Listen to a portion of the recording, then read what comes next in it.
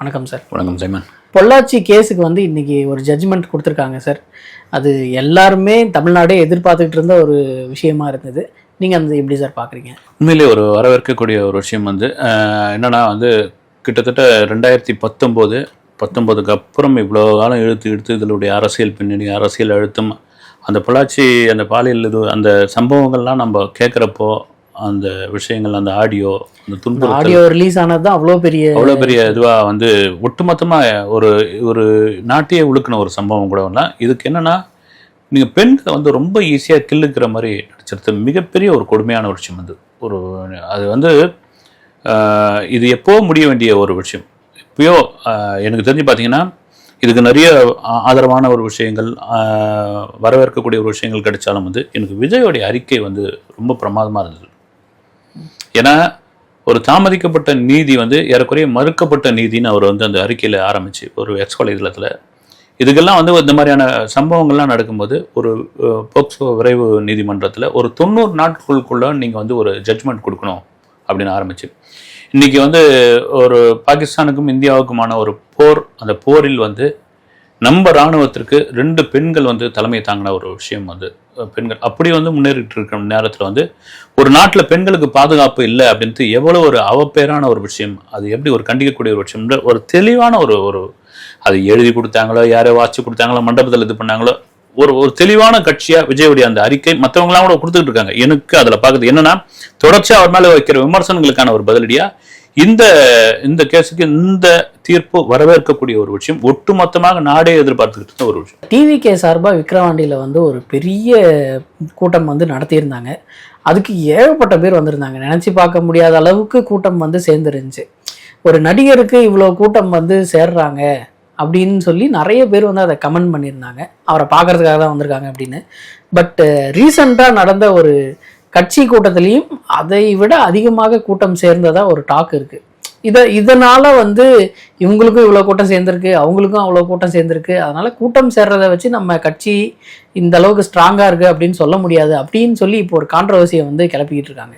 அதை எப்படி சார் பார்க்குறீங்க? நீங்கள் சொல்கிறது அதுதான் வந்து விஜயோடைய முதல் மாநில மாநாடு விக்கிரவாண்டியில் நடந்தது. இப்போ நடந்த சித்திரை பெருவிழா பாமகவுடைய இந்த கூட்டம் வந்து திருவிடைந்தையில் நடந்த அந்த கூட்டத்தையும் சொல்கிறீங்க. நீங்கள் வந்து உண்மையிலே விஜய் கூட்டத்தை தாண்டி ஒரு பெரிய கூட்டம் இதில் இருந்து வந்து நீங்கள் அது ஒரு வன்னியர் சங்க விழாவாக, ஒரு பாமகவுடைய விழாவாக, ஒரு ஜாதி கட்சியினுடைய இதுவாக சொன்னாலும் வந்து வட மாவட்டங்களில் இந்த ஓட் பேங்க்கு பெருமளவில் தீர்மானிக்கக்கூடிய அளவுக்கு வந்து வன்னியர்கள் இருக்கிறாங்க. வந்து பலர் வந்து நூலாக கூட எழுதியிருக்காங்க, கட்டுரையாக எழுதியிருக்காங்க, சமுதாயத்தை சாராதவர்களாம் சொல்லியிருக்காங்க. அது கூட உண்மையை தான் கூட. அங்கேயே என்ன பண்ணார் மருத்துவர் ராமதாஸ் வந்து, இவ்வளோ கூட்டம் வந்திருக்கீங்க, மகிழ்ச்சியான விஷயம், அன்புமணி ராமதாஸ்லாம் கூட சொல்லியிருந்தாங்க, அவ்வளோ ஓட்டா மாறுமான்னு தெரியல அப்படின்ற ஒரு விஷயம் இங்கே இருக்குது. நீங்கள் விஜய்க்கு அந்த மாதிரியான விமர்சனங்கள் தான் வந்தது. வந்து இவ்வளோ பேர் வந்திருக்கிறாங்க, சரி வந்தாங்க 10 லட்சம் பேர் வந்தாங்க அப்படின்னா, ஏன்னா வந்தவங்கள வந்து 9 லட்சம் பேர் வந்து ரசிகர் தானே, 1 லட்சம் பேர் தொண்டர்னா இதெல்லாம் ஓட்டா மாறுமா அப்படின்ற ஒரு கேள்வி. அப்போ ஓட்டா மாறுமான்னு இதுதான் ஓட்டா மாறும் அப்படின்ற ஒரு விஷயம். இந்த 2 கூட்டத்துக்குமான ஒரு வித்தியாசம் என்னன்னா, என்னை பொறுத்த வரைக்கும் 2 கூட்டத்துக்கான வித்தியாசம் ஒற்றுமை என்னன்னா, 2 கூட்டத்துக்கு வந்து யாரும் வந்து எனக்கு தெரிஞ்சு துட்டு கொடுத்து வாங்கன்னு சொல்லி வந்ததா எனக்கு தெரியல. வந்து நீங்கள் ஒரு கட்சி கூட்டம், ஒரு ஆளுங்கட்சியாக இருக்கட்டும், ஒரு வலுவான எதிர்கட்சியாக இருக்கட்டும், அவங்கள வந்து ஒரு வேன் வச்சு சாப்பாடு போட்டு அவங்களுக்கு வந்து கையில் காசு கொடுத்து பிரியாணி பொட்டலம் கொடுத்து கூட்டின்னு வர்றது தான் வந்து வழக்கமான ஒரு விஷயம். இப்போ 2மே இருக்கும் பொழுது இப்போ 2மே ஓட் பேங்காக மாறுமா அப்படின்ற ஒரு கேள்வி இருக்குது. வந்து ஏன்னா அந்த சித்திரை பெருவிழா கூட பார்த்தீங்கன்னா ஒரு 12 வருஷத்துக்கு அப்புறம் நடந்த ஒரு விழாவாக இருந்தது. அது இதெல்லாம் மறுபடியும் அவங்க கண்ணோட்டத்தில் என்ன பார்க்குறது, இதெல்லாம் ஓட்டா மாறுமான்னு ஒரு கேள்வி கேட்குறாங்க. வந்து அப்படி ஓட்டா மாறுமான்னு 2026 எலெக்ஷனுக்கு இந்த 2 கட்சியும், அது பாமகவாக இருக்கட்டும், டிவிகேவாக இருக்கட்டும், ஒரு மாதம் முதல்ல காமிச்சிருக்காங்க. வந்து இவங்க என்னன்னா, இவங்க ஒரு ஆளுங்கட்சியோ ஒரு வலுவான எதிர்கட்சியோ கிடையாது. அப்போ டிவிகேலாம் பார்த்தீங்கன்னா 1 வருஷம் தான் ஆகுது கட்சி ஆரம்பிச்சு. வந்து பாமக மேலே வந்து ஒரு ஜாதி கட்சின்ற ஒரு முத்திரை இருக்குது. வந்து அப்படி இருக்கும் பொழுது இவர்களுடைய அந்த கூட்டணின்ற ஒரு விஷயம் இல்லைங்களா, அதற்கு ஒரு பெரிய பலமாக இந்த 2 பொதுக்கூட்டமும் இருக்குன்றதுல மாற்றுக்கிறது கிடையாது. அந்த பொதுக்கூட்டத்தில் அவர் பேசினதே எப்படின்னா, இந்த அடுக்குமொழி பேசுகிறவங்க பின்னாடி போகிறீங்க, நடிகர்கள் பின்னாடி போகிறீங்க அப்படின்னு சொல்லியே பேசியிருந்தார். அது விஜய் அவர்கள் வந்து ஒரு ஜாதி பேஸ்டு இல்லை ஒரு கேஸ்ட் ரிலீஜியன் பேஸ்டாக இல்லாமல் எல்லாரையுமே அட்ராக்ட் பண்ணுறாரு அப்படின்னு சொல்லி அதுலேருந்து எடுத்துக்கலாம். உண்மைதாங்க. நீங்கள் விஜய் வந்து ஒரு கட்டத்தில் வந்து அவர் வந்து ஜோசப் விஜய்ன்றீங்க, அப்புறம் பாவாடன்றீங்க, அப்புறம் வந்து மத்திய அரசு எல்லாம் வந்து அவர் நெத்தியில் திருநூறு விட்டுக்கிட்டு வந்தால் அவர் வந்து சங்கின்றாங்க, அப்புறம் வந்து திடீர்னு வந்து நோன்பு கஞ்சி குடிக்க போனால் அவர் வந்து ஒரு இஸ்லாமியர் வந்து லுங்கி அப்படின்றாங்க வந்து. அப்போ என்னதான் பண்ணுறதுன்னா விஜய் அதை பற்றி கவலையே வந்து மனசில் ஏற்றிக்கவே இல்லை வந்து. நீ என்ன வேணாலும் சொல்லிங்கயா வந்து நான் இப்படி தான் அப்படின்னு போடுறது வந்து. இது நான் சொல்கிறது பார்த்தீங்கன்னா ஒரு ஜாதி ஒரு சமயம் சாராத ஒரு யங்ஸ்டர், அதுவும் குறிப்பாக இளைஞர்களுடைய கவனத்தை பெற்ற ஒரு நடிகர் இப்போ தலைவராக மாறி இருக்கிறார் என்றால் அது விஜய் தான் வந்து. அதில் மாற்றுக்கிறது கிடையாது. டிவிகே வந்து நம்ம ஒரு 3வது பெரிய கட்சி அப்படின்னு சொல்கிற அளவுக்கு அது வந்து பெருசாக வளர்ந்துருக்கு சார்.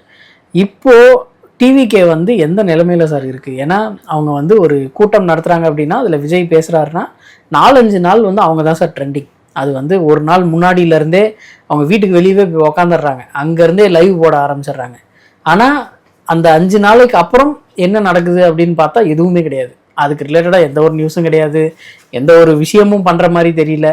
அப்படி இருக்கும்போது மக்கள் வந்து இதை ஒரு சீரியஸான கட்சி அப்படின்னு சொல்லி எடுத்துப்பாங்களா சார்? சீரியஸான கட்சின்ற மாதிரி வந்து விஜய் வந்து கட்சி ஆரம்பித்த போது எக்ஸ்வலத்தில் ஆரம்பித்த போது மற்றவர்கள், அதாவது என்னன்னா மக்களை தவிர மற்றவர்கள் என்னன்னா கோமாளி கட்சி ஆரம்பிச்சிருக்காரு, நீங்கள் சீரியஸான அப்படி தான் அவங்க நினச்சாங்க வந்து.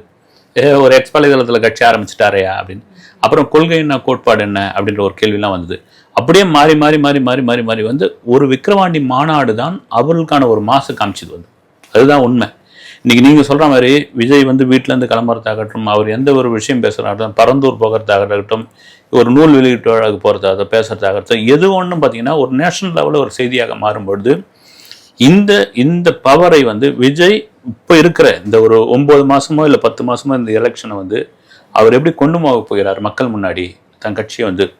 நம்ம ஏற்கனவே கூட போன வீடியோவில் பேசி சின்னம் ரொம்ப முக்கியமான ஒரு விஷயம் அப்படின்னு. சின்னம் எப்படியும் வந்து டிசம்பரில் தான் கிடைக்கும் அப்படின்பொழுது அந்த சின்னத்தை கொண்டு போய் சேர்க்கணும் வந்து. நீங்கள் எல்லாரும் வந்து டிவிக்கே விஜய் அப்படின்னு வச்சுன்னு ஓட்டு போட மாட்டாங்க. இவன் ரெட்டலை எங்க, உதயசூரியன் எங்க, கை சின்னம் எங்க, இதுதான் இன்றைக்கும் கிராமத்தில் இருக்கிற ஒரு விஷயம் வந்து. அப்படி அந்த சின்னத்தை எப்படி கொண்டு போய் சேர்க்கப்படுறாங்க. இதையெல்லாம் மீறி மக்கள் முன்னாடி எப்படி வந்து அவர் போய் சேர போகிறாரு அப்படின்ற ஒரு கேள்வி இருக்குல்ல, அது மிக முக்கியமான கேள்வி வந்து. அது சார் லோகேஷ் கனகராஜ் அவர்கள் வந்து ஒரு இன்டர்வியூவில் லியோ 2 தான் எல்சியோட எண்டிங் அப்படின்ற மாதிரி பேசியிருக்காரு. அது எப்படி சார் விஜய் நடிக்க மாட்டேன்னு சொல்லிட்டாரு, ஒரு லியோ 2 அப்படின்னு பிளான் பண்ணிட்டு இருக்காரு. சொல்ல மாஸ்டர் 2 சொல்லியிருந்தாரு.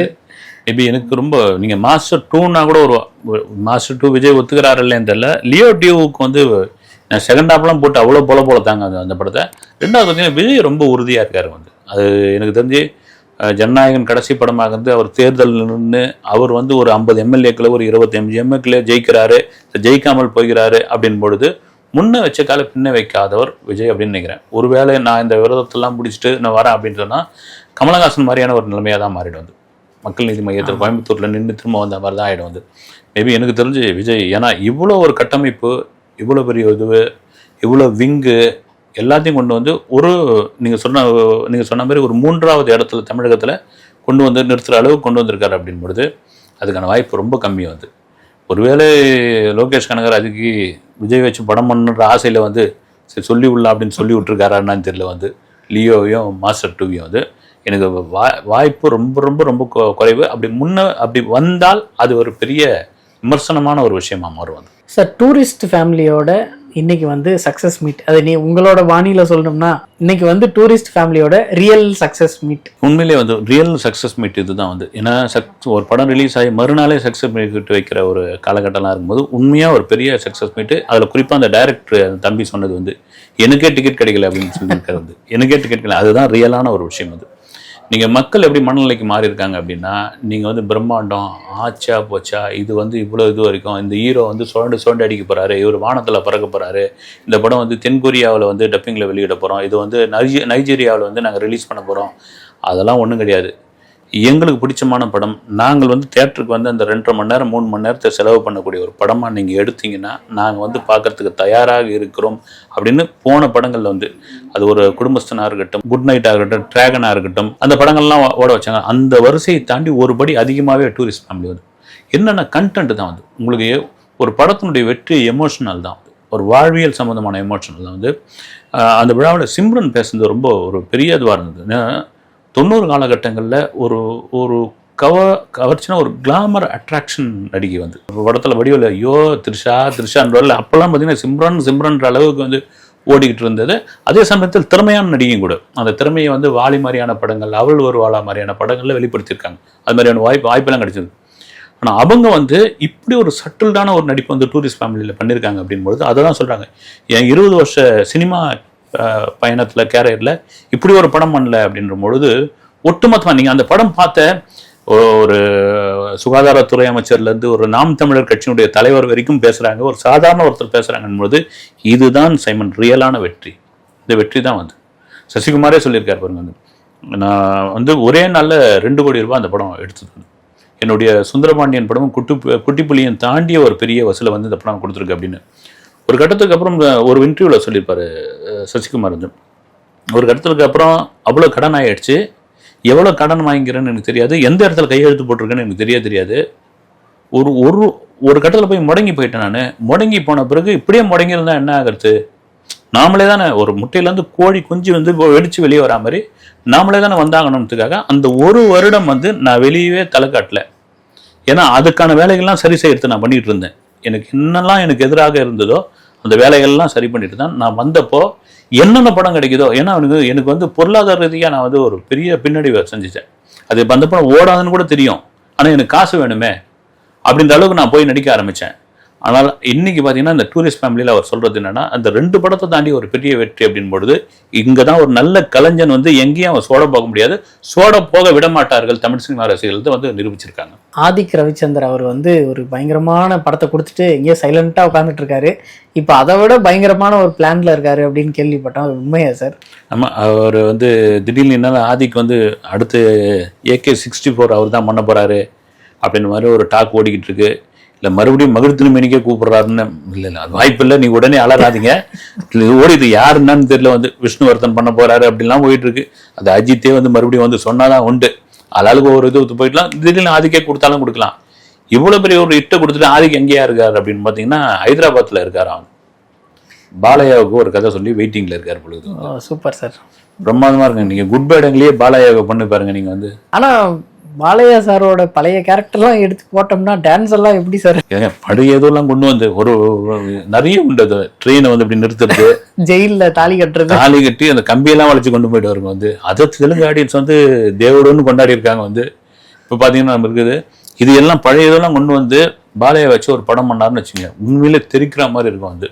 ஒருவேளை அப்படி ஒரு ஸ்கிரிப்டை சொல்லி ஓகே பண்ணியிருக்காங்க, இல்லை அந்த ப்ராசஸிங்கில் இருக்குன்னு நாங்கள் வந்து உண்மையிலே செம்ம ப்ராசஸிங் தான் அது. ஆர்த்தி ரவி, கெனிஷா, நடுவில் ஜெயம் ரவி இருக்காரு. அவங்க மாலத்தீவு கிளம்பி போயிட்டாங்க, ஒன்றும் விட மாட்டீங்க பொழுது நீங்க வந்து. அவங்க அமைதியா இருந்தா நம்ம ஏன் சார் பேச போறோம்? அவங்க பேசுறதால தானே நம்ம பேசுறோம். ஆர்த்தி ரவியோட ஒரு உருக்கமான அறிக்கை ஒன்று பார்த்தோம். அதுக்கு வந்து கெனிஷாவா அமைதியான பெண்களிடமே ஆண்கள் இருப்பாங்கன்ற மாதிரி ஏதோ ஒரு கமெண்ட் பண்ணியிருக்காங்க. எப்படி சார் எடுத்துக்கிறது? மாறி மாறி தான். இவங்களுக்கு ஒரு இது சொன்னால் அவங்க ஒரு வாதம் சொல்லுவாங்க, அவங்க ஒரு வாதம் சொன்னால் இவங்க ஒரு விதண்ட வாதம் சொல்லுவாங்க. ஒரு ஆர்த்தியோட இது என்னென்னா எனக்கு ரொம்ப தெளிவாக வந்து, எப்பா நீ வந்து கெனிஷ்காவோடைய சுற்றிக்க, நீ யார் வேணாலும் சுற்றிக்க, அது உங்களுடைய விருப்பம். அதை தாண்டி வந்து என்னுடைய இன்னும் வந்து கோர்ட் வந்து அறிவிக்கலை, இன்னும் வந்து விவாகரத்து வந்து அவங்க கொடுக்கல. அப்படி இருக்கும்போது 2 பசங்களை என் பசங்களை வந்து அவர் அப்பா அப்படின்னு கேட்குறாங்க. அவங்களுக்கு தந்தியா இருங்க, நீங்கள் யார் வேணாலும் இது பண்ணுங்க அப்படின்ற இடத்துல விட்டு கொடுக்க மாட்டேன் அப்படின்னாங்க வந்து. இதை தாண்டி சில பேர் என்னன்றாங்க, நீங்கள் இப்போ ஜெயம் ரவி பற்றி பேசுகிறவங்களுக்கு ஏங்க அவர் வந்து கெனிஷ்காவோட சுத்தினா யார் கூட சுத்தினான்னு, அது வந்து ஒரு தனி மனித விருப்பம் தானே, நீங்கள் எப்படி அதை சொல்லலாம் அப்படின்னா, தனி மனித விருப்பமாக இருந்தாலும் ஜெயம் ரவின்ற ஒரு செலிபிரிட்டி தானே அவர். இப்போ ஜெயம் ரவியோட செலிபிரிட்டி சம்மந்தமான விஷயங்கள்லாம் சோஷியல் மீடியாவில் போடுறோம், பத்திரிகையில் செய்தியாக மாத்திரம் இது பண்ணும்பொழுது இந்த விவகாரத்தை ஏன் பேசக்கூடாது அப்படின்ற ஒரு விஷயம் இது. அதுக்கு வந்து கெனிஷ்கா சொல்லிக்கிற இதுதான் வந்து அமைதியானவங்கிட்ட அப்படின்னா, அப்போ வந்து ஆர்த்தியை வந்து அடங்காப்பிடாரே அப்படின்னு சொல்கிறாங்க பொழுது வந்து. இது எனக்கு அதான் புது அர்த்தங்கள் படம் தான் ஞாபகம் வரும். அதுதான் வந்து கீதா ரகுமானு, இங்கே வந்து சித்தாரா ரகுமானு, அவ்வளோதான், வேற என்ன இருக்குது வந்து. சார் மிஸ்கின் அவர்கள் வந்து ஒரு பட ப்ரமோஷனில் வந்து பேசியிருக்காரு. இந்த மாதிரி ரஜினி சாரோட 20 படம் பார்த்தீங்கன்னாலும் அது வந்து ஒரே மாதிரியாக தான் இருக்கும், ஆனால் கமல் சார் இது ஒரு படமும் வித்தியாசமாக இருக்கும் அப்படின்ற மாதிரி பேசியிருக்காரு. இது வந்து கொஞ்சம் கான்ட்ரவர்சியை கிளப்பின மாதிரி ஆயிடுச்சு சார். இதில் என்ன இருக்குது வந்து, உண்மை தானே, ஒரு உண்மை வந்து. ஆமாம், ரஜினியை அதை ஒத்துப்பாரு வந்து. சகலகலா வல்லவனும் 6 to 60 வரைன்னு நினைக்கிறேன் வந்து வந்தப்போ பார்த்தீங்கன்னா கமல் சொன்னாராம் வந்து ஏங்க ரஜினி பண்ண வேண்டிய படத்தை வந்து எனக்கு கொடுத்துட்டு நான் பண்ண வேண்டிய படத்தை ரஜினி கொடுத்துட்டீங்களே அப்படின்னு. அதுதான் ரியல். இப்போ பாலச்சந்தர் ஒரு கட்டத்துக்கு அப்புறம் வந்து ரஜினி வச்சு படம் பண்ணார். படம் பண்ணவன்றதுக்கு அவர் என்ன ஆகிப்போச்சு, இல்லை உன்னை வச்சு என்னால் படம் பண்ண முடியாது பண்ணிட்டார்.